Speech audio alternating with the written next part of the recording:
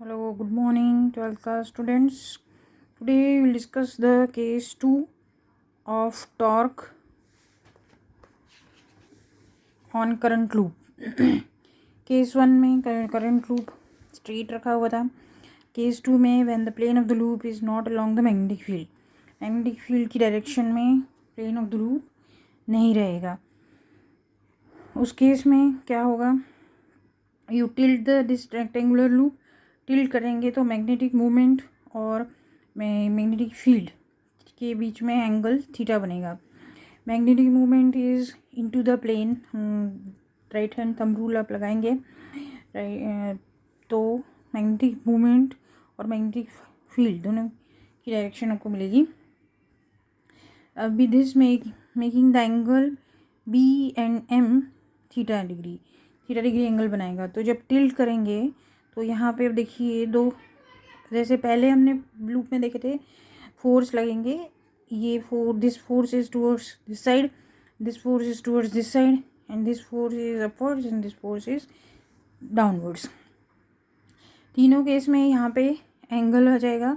ये पहले वाला स्ट्रेट, दोनों सेम लाइन में थे, मैग्नेटिक फील्ड की डायरेक्शन में ही मैग्नेटिक मोमेंट का भी डायरेक्शन था. तो उनके बीच में magnetic movement 90 degree to the magnetic field बन रहा था.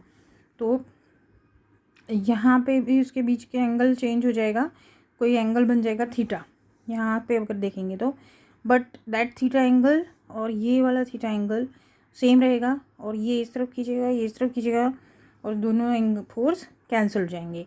बट इन फोर्सेस को आप देखिए, this force is again making angle theta angle आएगा PIL sin theta, and this is making theta angle with the magnetic field की direction के साथ ये थीटा एंगल बनाएगा, ये भी थीटा एंगल बनाएगा. सो सब में यहाँ पे थीटा एंगल आ जाएगा, बट ऊपर वाला फोर्स और ये वाला फोर्स कैंसिल हो जाएगा. And this force and this force, इस फोर्स की देखिए सब एक ही लाइन में फोर्स रहेंगे, पर ये जो फोर्स है ये ऊपर इस तरफ लगेगा और ये वाला इस तरफ लगेगा. तो इनका जो लाइन है वो अलग अलग हो जाएगा. This will go this line and this line. इसलिए because of this two forces यहाँ पे टॉर्क प्रोड्यूस होगा, दैट इज़ ट्विस्ट प्रोड्यूस होगा. तो ऊपर से अगर हम देखेंगे, ऊपर से अगर फिगर देखेंगे तो इस तरह से दिखेगी. ऊपर से आपको BC ऐसा दिखेगा, और ये C की तरफ का फोर्स इस तरफ खींचेगा, B की तरफ का फोर्स इस तरफ खींचेगा, and they will produce torque. Angle is theta between BC और B. मैग्नेटिक फील्ड के बीच का एंगल थीटा होगा. पर इसमें हम नॉर्मल ड्रॉ करेंगे तो हमें कंपोनेंट्स मिलेंगे. One component is B cos theta, horizontal component, vertical component B/2 sin theta, और यहाँ पे भी ये B/2 होगा, and this will also B/2, and downward component is B/2 sin theta. Okay, फिर दिस विल प्रोड्यूस टॉर्क. तो consider a normal, यहाँ पे यही लिखा हुआ है, you go through it. Normal draw करने के बाद यहाँ पे टॉर्क हमें प्रोड्यूस होगा. इसमें कुछ नहीं, ये कंपोनेंट कैंसिल हो जाएगा. Torque will produce due to this vertical component, क्योंकि इस तरफ प्रोड्यूस हो रहा है टॉर्क. तो इसको ये दोनों लेंथ पे ही टॉर्क प्रोड्यूस होगा इन दिस वे. सो उस टॉर्क को निकालने के लिए हमें ये वाला और ये वाला फोर्स ऐड करना है. तो ये वाला फोर्स कितना हो जाएगा, F B/2 साइन थीटा, और ऊपर वाला फोर्स हो जाएगा F B/2 sine theta. Because torque का फॉर्मूला होता है force into perpendicular distance between the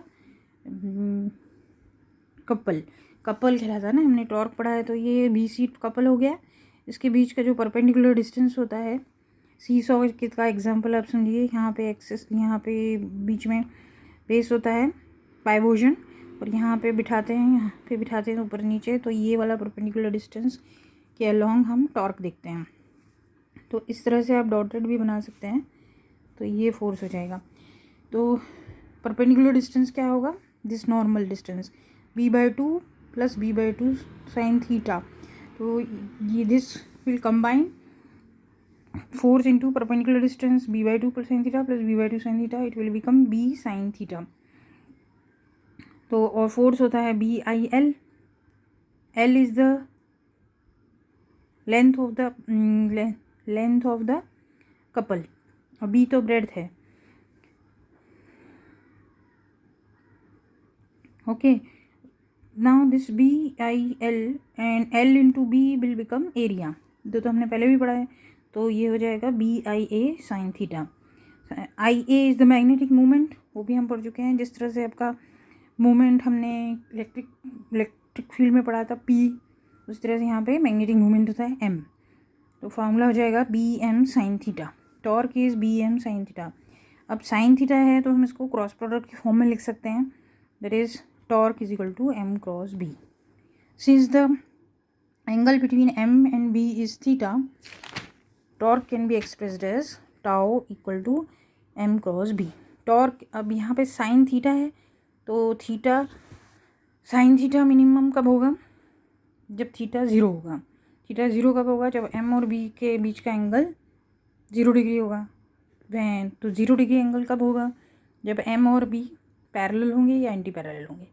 so when theta is 0 और 180 degree, then angle is 0, angle will be 0, sine 0 is 0, torque उस केस में 0 आएगा. तो stable equilibrium. Torque is maximum when M is perpendicular to magnetic field. 90 degree angle होगा तो maximum, M और B के बीच में 90 डिग्री एंगल होगा तो मैक्सिमम टॉर्क प्रोड्यूस होगा, that will be MB. Unstable equilibrium, यहाँ पहली वाले केस में ये सही था. तो अनस्टेबल इक्विलिब्रियम मतलब यहाँ पे आप किसी भी तरह से इसको ट्विस्ट कर सकते हैं, आगे क्लॉकवाइज या anti clockwise. If the loop has n turns, अब उसमें n टर्न्स अगर हैं तो ये हो जाएगा, हमने एक ही लूप के बारे में पढ़ा. अब उसी लूप में हम टर्न टर्न टर्न करके बहुत सारे लूप एक साथ लगाए हैं, तो क्या हो जाएगा, टॉर्क उतने टाइम्स बढ़ जाएगा, that will increase by n times. So it will become M cross B, that is NIBA sine 90. Okay, thank you. उसके आगे next lecture we will study comparison of circular current loop with magnetic dipole.